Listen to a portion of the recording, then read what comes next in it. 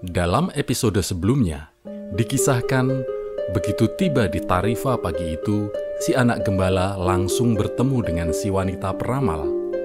Lalu saat menjelang siang, si anak juga bertemu lagi dengan seorang kakek tua aneh yang mengatakan hal-hal ajaib, yang kemudian meyakinkan si anak gembala untuk mencari harta karun seperti yang ada dalam mimpinya, persis sama seperti yang wanita Gypsy itu katakan.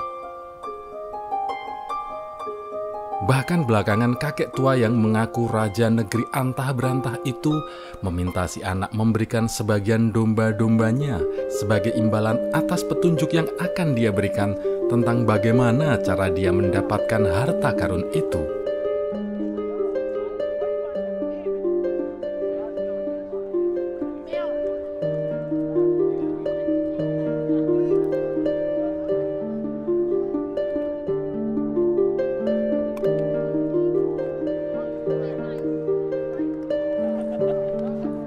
Besok, pada jam yang sama, bawakan aku 1/10 dari domba-dombamu, dan akan kuberitahukan padamu cara menemukan harta karun itu. Selamat siang. Lalu orang tua itu menghilang di sudut alun-alun. Si anak lelaki meneruskan membaca bukunya, tapi tak bisa lagi memusatkan pikirannya ke sana. Dia merasa tegang dan kesal, sebab dia tahu orang tua itu benar. Dia pergi membeli sebongkah roti di tukang roti sambil berpikir-pikir, haruskah dia memberitahu si tukang roti apa yang telah dikatakan orang tua itu tentang dirinya? Kadang lebih baik membiarkan segala sesuatu apa adanya, pikirnya. Dan dia memutuskan untuk tidak mengatakan apa-apa. Kalau dia bicara, selama 3 hari tukang roti itu akan berpikir untuk meninggalkan segala sesuatu yang dimilikinya, padahal dia sudah terbiasa dengan kehidupannya saat ini. Si anak lelaki mesti menahan diri supaya tidak membuat gelisah si tukang roti.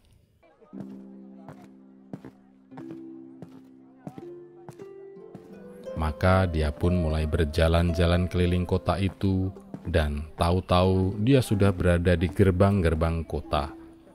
Ada sebuah bangunan kecil di sana, dengan loket untuk orang-orang membeli karcis ke Afrika. Dia tahu, Mesir ada di Afrika. Bisa saya bantu? Tanya laki-laki di balik loket. Barangkali besok saja, Saut si anak sambil pergi. Kalau dia menjual seekor dombanya, uangnya cukup untuk menyeberangi selat. Gagasan ini membuatnya takut. Satu lagi tukang mimpi, Kata si penjual tiket kepada asistennya sambil memandangi anak laki-laki yang pergi menjauh itu. dia tidak punya cukup uang untuk bepergian.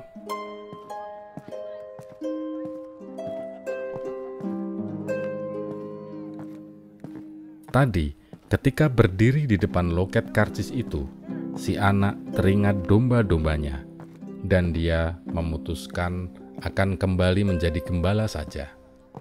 Dalam 2 tahun, dia telah mempelajari seluk-beluk penggembalaan. Dia tahu cara mencukur domba, cara mengurus domba-domba betina yang bunting, dan cara melindungi domba-domba dari serigala-serigala. Dia mengenal semua padang rumput dan padang penggembalaan di Andalusia, dan dia tahu harga yang pantas untuk setiap dombanya.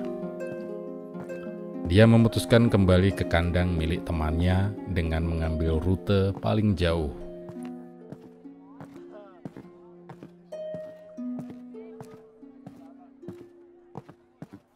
Ketika melewati kastil di kota itu, dia menyimpang sejenak dari tujuannya dan menampaki jalan menanjak berbatu sampai ke puncak tembok.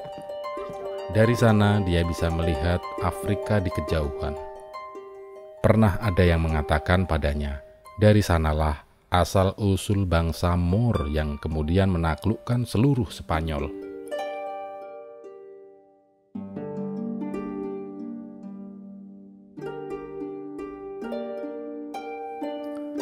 Dari tempatnya duduk, dia bisa melihat hampir seantero kota itu, termasuk alun-alun tempat dia berbincang dengan si orang tua.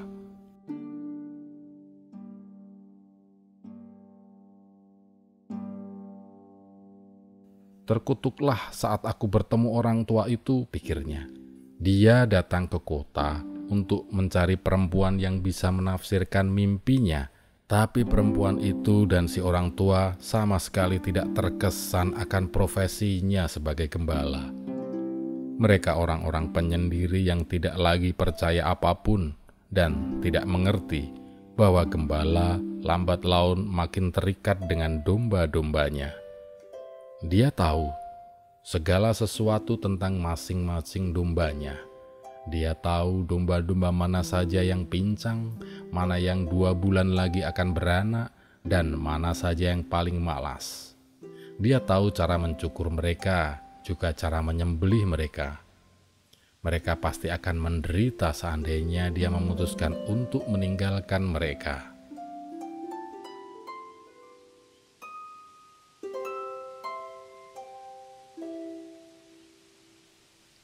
Tiupan angin mulai kencang. Dia mengenal jenis angin ini. Orang-orang menyebutnya levanter, sebab dengan menunggangi angin inilah bangsa Moor datang dari Levant yang berada di ujung timur Mediterania. Levanter ini semakin kencang, dan aku ada di sini di antara domba-domba dan harta karun itu, pikir si anak lelaki. Dia harus memilih antara cara hidup yang telah begitu dikenalnya dan sesuatu yang ingin dimilikinya. Belum lagi si putri saudagar itu. Tapi gadis itu tidaklah sepenting domba-dombanya, sebab gadis itu tidak bergantung padanya. Barangkali gadis itu bahkan tidak ingat lagi padanya. Si anak gembala yakin bagi gadis itu tidaklah penting hari apa dia datang.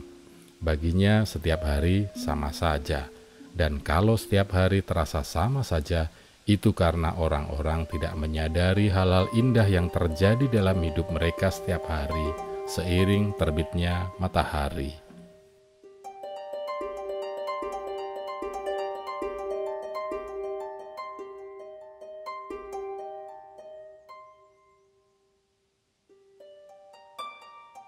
Telah kutinggalkan ayahku, ibuku, dan kastil tua itu.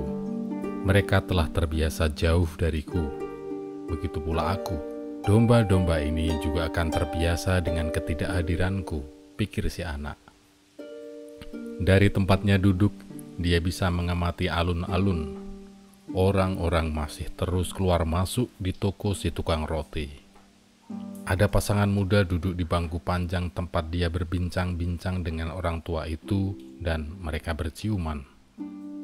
Tukang roti itu, si anak berbicara sendiri tanpa menyelesaikan pikirannya. Angin levanter masih terus bertiup, semakin kencang. Hembusan kuatnya menerpa wajah si anak. Angin itulah yang telah membawa bangsa Moor kemari.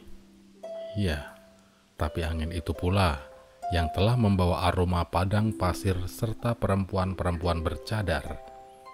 Bersamanya angin itu pun telah membawa keringat serta mimpi-mimpi orang yang dulu pernah mengembara mencari hal-hal yang belum diketahui, emas dan petualangan, serta piramida-piramida itu.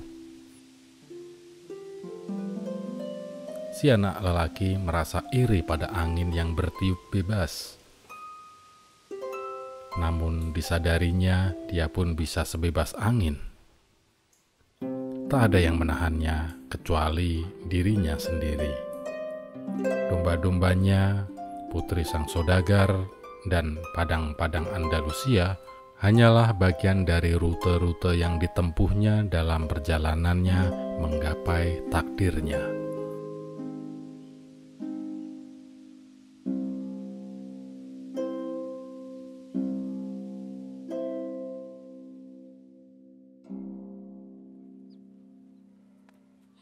Keesokan harinya, anak itu menemui si orang tua pada tengah hari.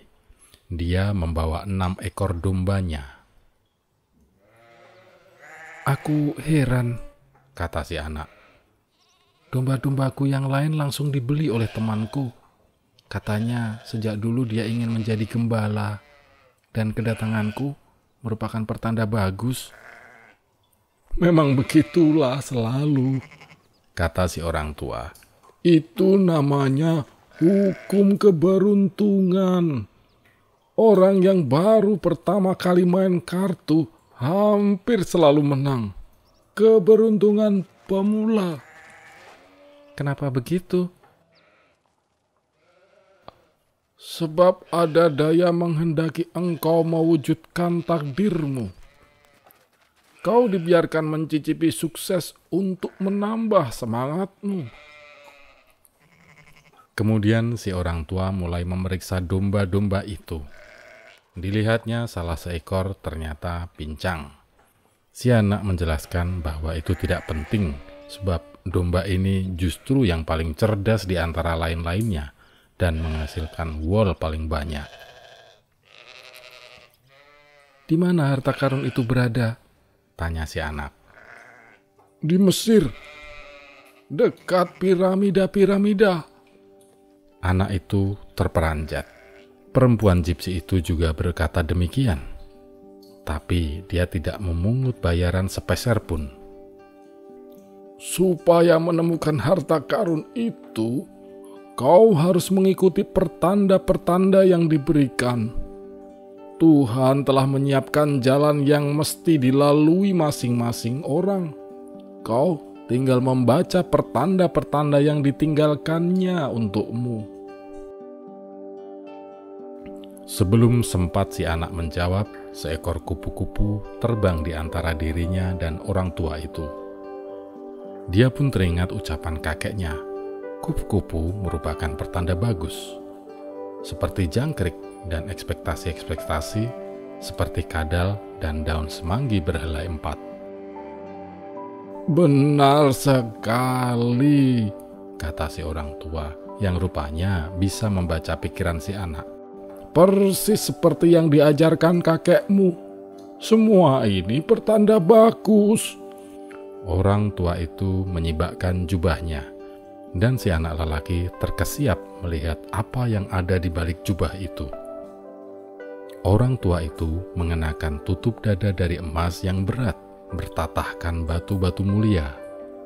Anak itu teringat cahaya cemerlang yang menyilaukan matanya kemarin.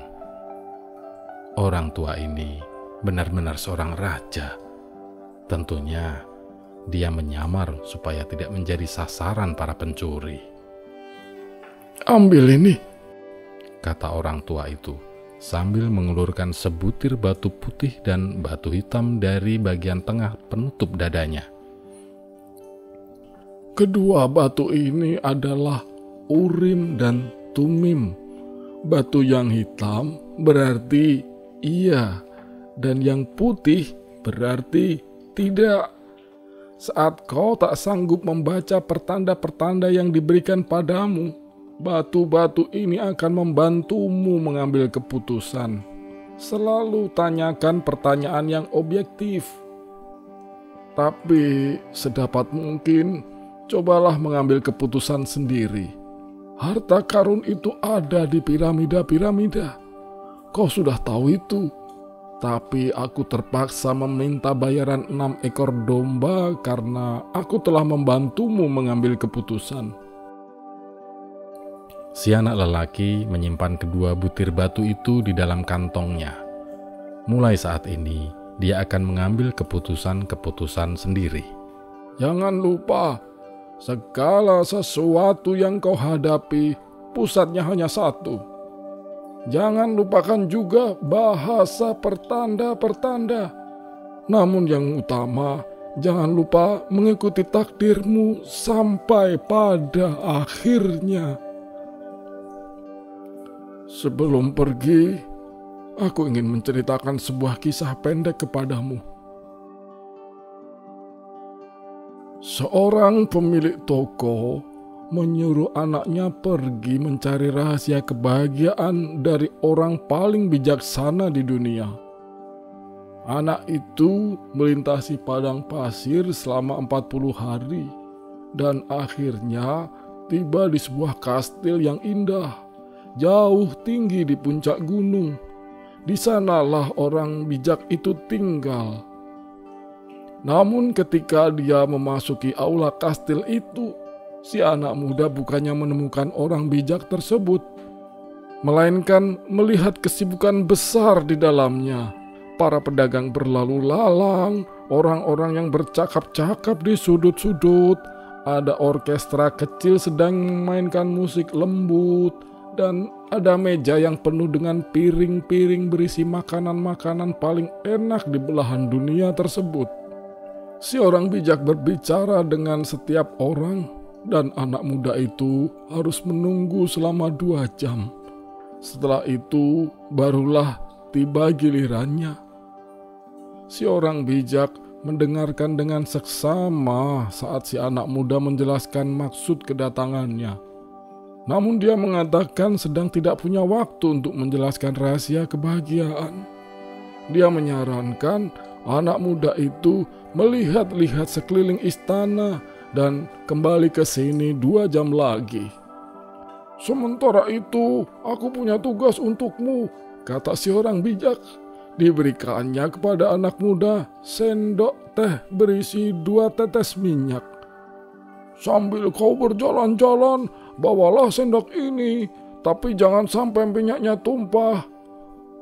Anak muda itu pun mulai berkeliling-keliling naik turun sekitar banyak tangga istana, sambil matanya tertuju pada sendok yang dibawanya. Setelah 2 jam, dia kembali ke ruang tempat duduk orang bijak itu berada. Nah, kata si orang bijak, apakah kau melihat tapestri-tapestri Persia yang tergantung di ruang makanku? Bagaimana dengan taman hasil karya ahli taman yang menghabiskan 10 tahun untuk menciptakannya? Apa kau juga melihat perkamen-perkamen indah di perpustakaan? Anak muda itu merasa malu. Dia mengakui bahwa dia tidak sempat melihat apa-apa. Dia terlalu terfokus pada usaha menjaga minyak di sendok itu supaya tidak tumpah. Kalau begitu, pergilah lagi berjalan-jalan dan nikmatilah keindahan-keindahan istanaku, kata si orang bijak. Tak mungkin kau bisa mempercayai seseorang kalau kau tidak mengenal rumahnya. Nah, merasa lega anak muda itu mengambil sendoknya dan kembali menjelajahi istana tersebut. Kali ini dia mengamati semua karya seni di langit-langit dan tembok-tembok. Dia menikmati taman-taman, gunung-gunung di sekelilingnya, keindahan bunga-bunga, serta cita rasa yang terpancar dari segala sesuatu di sana. Ketika kembali menghadap si orang bijak itu, diceritakannya dengan detil segala pemandangan yang telah dilihatnya. Tapi di mana tetes-tetes minyak yang kupercayakan padamu? Tanya si orang bijak. Si anak muda memandang sendok di tangannya dan menyadari 2 tetes minyak itu sudah tidak ada. Nah, hanya ada 1 nasihat yang bisa kuberikan kepadamu, kata si orang bijak itu. Rahasia kebahagiaan adalah menikmati segala hal yang menakjubkan di dunia ini tanpa pernah melupakan tetes-tetes air di sendokmu. Si anak gembala terdiam. Dia memahami maksud cerita yang dituturkan raja tua ini. Seorang gembala boleh saja bepergian, tapi dia tak boleh lupa akan domba-dombanya. Orang tua itu memandang si anak. Kemudian dengan 2 tangan terkatup, dia membuat beberapa gerakan entah apa di atas kepala anak itu. Setelah itu, dia pun membawa pergi domba-dombanya.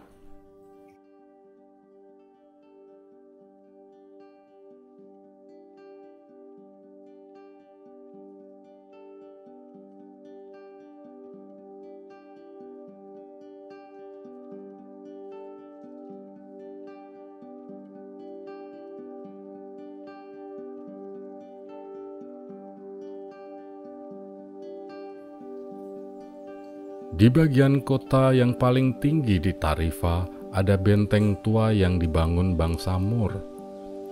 Dari puncak tembok-temboknya, orang bisa melihat sedikit benua Afrika. Melkisedek, si Raja Salem itu, duduk di atas tembok benteng tersebut sore itu, merasakan tiupan angin levanter menerpa wajahnya.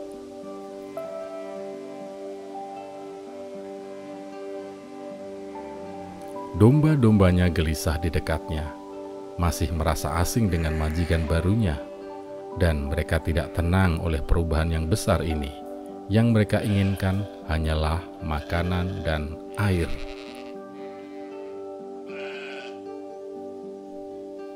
Melkisedek memandangi sebuah kapal kecil yang sedang bergerak keluar dari pelabuhan. Dia tak akan pernah lagi bertemu anak laki-laki itu, seperti halnya dia tak pernah lagi bertemu Abraham setelah menerima bayarannya yang 1/10 bagian itu. Itu memang sudah pekerjaannya. Dewa-dewa tidak seharusnya mempunyai hasrat, sebab mereka tidak memiliki takdir. Akan tetapi, Sang Raja Salem berharap amat sangat agar anak itu berhasil. Sayang sekali, dia akan segera melupakan namaku, pikirnya. Mestinya kukatakan lagi padanya supaya kalau dia bercerita tentangku akan dikatakan aku adalah Melkisedek Raja Salem. Lalu dia memandang langit dengan perasaan agak malu dan katanya, Aku tahu ini adalah kesia-siaan atas kesia-siaan, seperti katamu ya Tuhan. Tapi kadang raja tua ini ingin merasa bangga akan dirinya.